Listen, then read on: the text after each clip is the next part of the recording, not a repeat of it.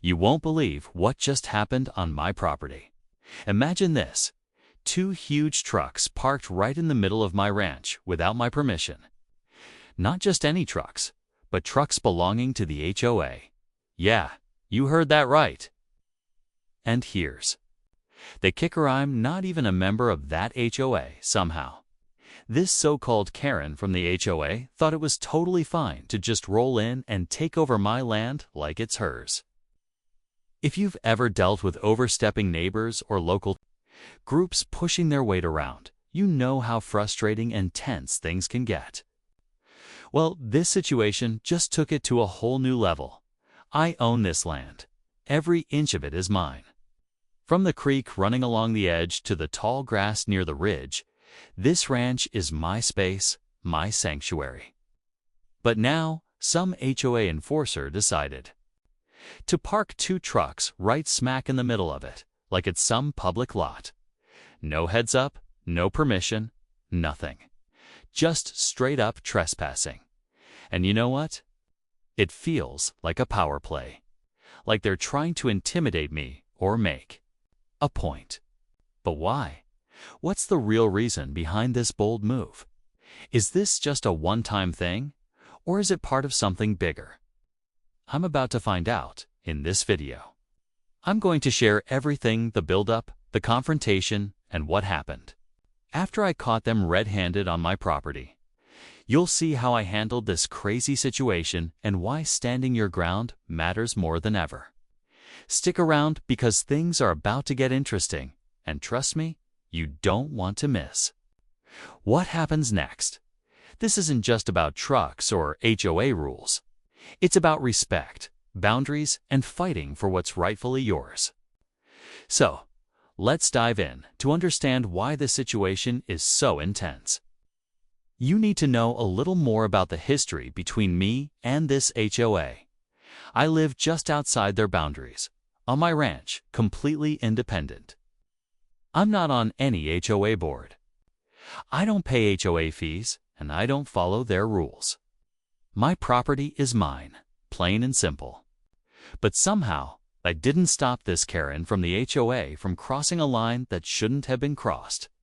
Over the past few months, I'd noticed some subtle signs that the HOA was keeping an eye on my place flyers about property lines. Vague warnings sent to neighbors, even some offhand comments from folks nearby. But I brushed it off because I knew where I stood legally. Still, there was always this uneasy feeling, like a storm was brewing just out of sight. I never expected it would come down to actual trucks being parked on my land without permission. These trucks weren't just parked casually either. They were positioned like they were setting up for something, blocking access points and sitting there for hours. I tried to get in touch with the HOA office, but all I got were vague responses and a lot of bureaucratic silence. No explanation, no apology, just a confusing mess of half-answers. It made me wonder if this was some kind of message or test. Maybe they were trying to prove a point. Or maybe someone within the HOA has a personal agenda against me. The tension is thick because this isn't just about two trucks. It's about control, respect, and boundaries. What happens if I challenge them? What if this escalates? I'm ready to defend what's mine, but I also want to avoid unnecessary conflict. There's more to this story than meets the eye, and I'm just getting started. Stay with me as I dig deeper into what's really going on behind the scenes. What makes this whole situation even more complicated is the mixed signals coming from the neighbors and other people involved. Some folks in the area sympathize with me, saying it's clear I own the land and the HOA has no right to just park their trucks there.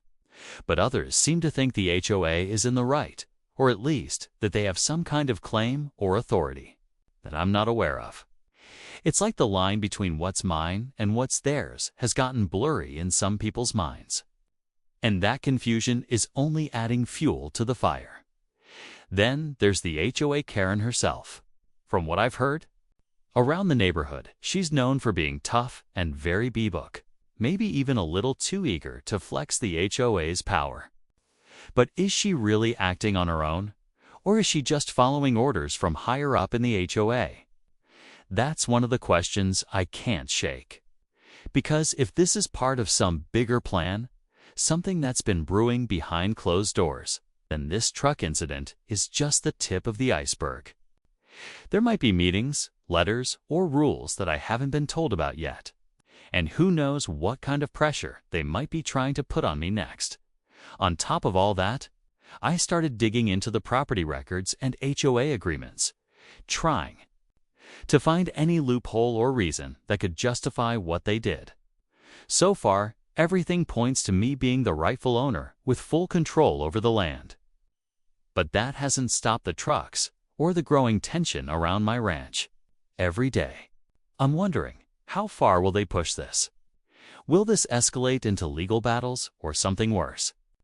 The uncertainty is driving me to stay alert and, honestly, a bit frustrated. There's a bigger story here, one about ownership, power, and standing your ground. And trust me, this is far from over. Stick around as I uncover more pieces of this puzzle and share what happens next. As the days went on, the situation only got more intense. The two trucks stayed put, parked right on my ranch, blocking parts of the land I use every day. Every time I drove up, seeing those vehicles there felt like a challenge-a silent dare from the HOA Karen and whoever was backing her. I started to get calls from neighbors, some curious, some worried, asking what I planned to do next. The pressure was building, and honestly, it was hard not to feel overwhelmed. I kept trying to get answers from the HOA, but every attempt ended with vague excuses or flat-out avoidance. No one was willing to explain why the trucks were there or what the plan was. It was like they wanted to keep me in the dark, hoping I'd just give up or look the other way. But that's not how I do things. This is my land, and I wasn't about to let anyone disrespect that, no matter how official they seemed. What made it worse was the growing tension in the community. Some neighbors started taking sides, and the friendly greetings turned into awkward silence. I could feel eyes watching me, waiting to see if I'd back down or stand firm. I even spotted the HOA Karen herself a few times, always with that determined look, as if she was ready to push this as far as it would go. One evening, I decided enough was enough. I went out to check on the trucks, trying to figure out what exactly they were doing there. That's when things got really tense. I noticed movement around the vehicles people I hadn't seen before. Moving equipment, maybe even surveying the land. It was clear this wasn't just a simple parking job. Something bigger was happening, and I was right in the middle of it. The question now was, how far would they go? Would they try to take more of my ranch? Were they planning something behind the scenes that could change everything? I knew I had to act, but the timing had to be perfect. The stakes had never been higher, and whatever happened next could change everything. Stay with me, because the story is about to hit its breaking point, just when I thought I had a handle on things. Something else happened that threw the whole situation into chaos.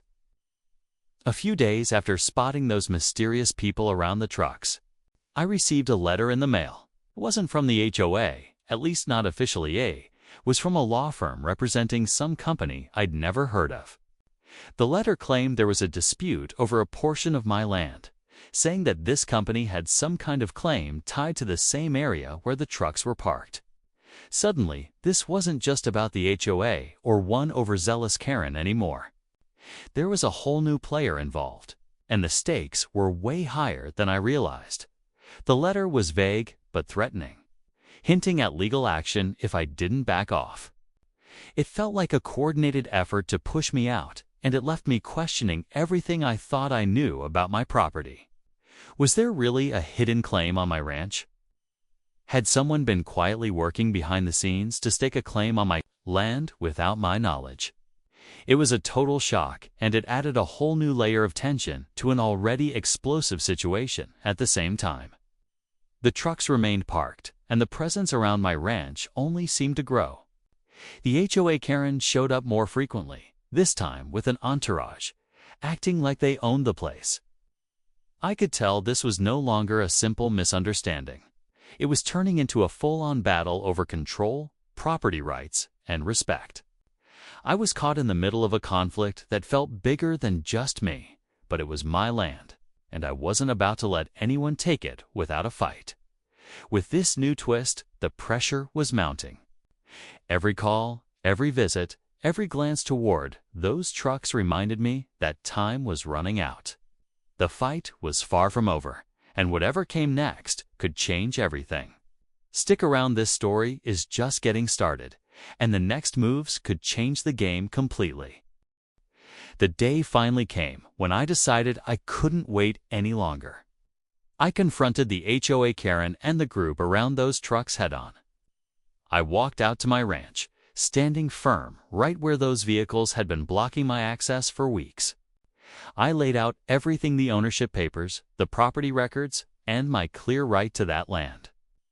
At first, they tried to push back, citing vague rules and the mysterious claim from that law firm. But I wasn't about to let unclear threats scare me off my own property. Then, just as tensions hit their peak, something surprising happened. One of the people standing with the HOA Karen stepped forward and quietly admitted they had no real claim to the land. They'd been misled by that law firm, which was trying to stir trouble in the area for its own gain. The whole legal threat was a bluff, part of a bigger scheme to pressure owners into giving up land rights. This was beyond just a neighborhood.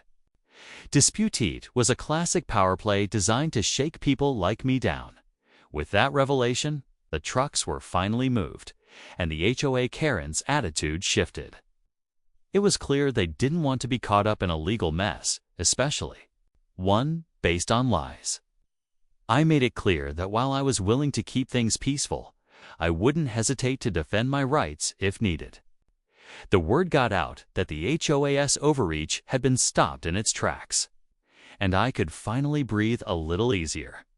But just when I thought it was over, I found out there was still one more twist waiting for me. That law firm. Turns out, they weren't just targeting me. They had a history of going after several landowners in the region, trying to create confusion and fear to buy up land cheap. The fight for my ranch might have been won today, but the battle to protect its hand, my neighbor's land, too's far from over. The real war for control is just beginning, and I'm ready to face it head-on. After the confrontation, things slowly started to settle down. The trucks were gone, and the HOA Karen, along with her group, kept their distance. It was clear that they didn't want to get tangled up in something they couldn't control. But the whole experience left me with a lot to think about standing up for what's yours, about the importance of knowing your rights, and how sometimes you have to be ready to face unexpected challenges just to protect your own space. I also reached out to a few neighbors who had been quietly watching everything unfold. Many of them shared similar stories of confusing claims and pressure from outside groups, which made me realize this wasn't just my fight, it was something affecting the whole community. That law firm's tactics weren't just underhanded. They were dangerous because they preyed on people's uncertainty and fear. Knowing this gave me even more reason to stay vigilant and to help others protect their land too. In the end, this situation taught me that property rights matter, and no one should take them lightly. It's not just about fences or truck sits.